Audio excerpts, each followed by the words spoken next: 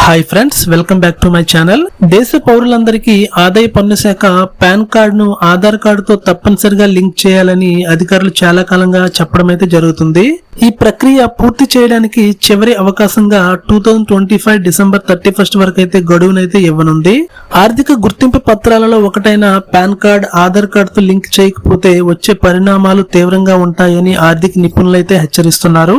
మీరు ఇప్పటి వరకు పాన్ కార్డ్ ఆధార్ తో లింక్ చేయకుండా ఉంటే ఇప్పుడే ఆ పని పూర్తి చేయండి. ఎందుకంటే ఇచ్చిన గడువు లోపల పాన్ ఆధార్ తో లింక్ చేయకపోతే ఆ తర్వాత అంటే జనవరి 1, 2026 నుంచి పాన్ కార్డ్ డీయాక్టివేట్ అయ్యే అవకాశం అయితే ఉంది.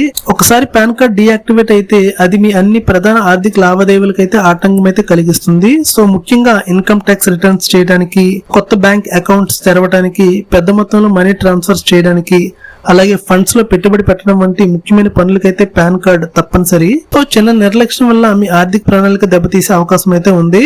కావున గడువు కంటే ముందే పాన్ ఆధార్ తో లింక్ చేయడం మర్చిపోకండి.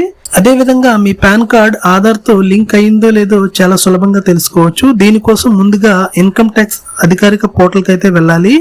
లింక్ ను వీడియో డిస్క్రిప్షన్ లేదా స్క్రీన్ పైన ఇచ్చాను, ఒకసారి చూడండి. అక్కడ హోమ్ పేజ్ లోనే కనిపించే లింక్ ఆధార్ స్టేటస్ అనే ఆప్షన్ పైన ఎంచుకోండి.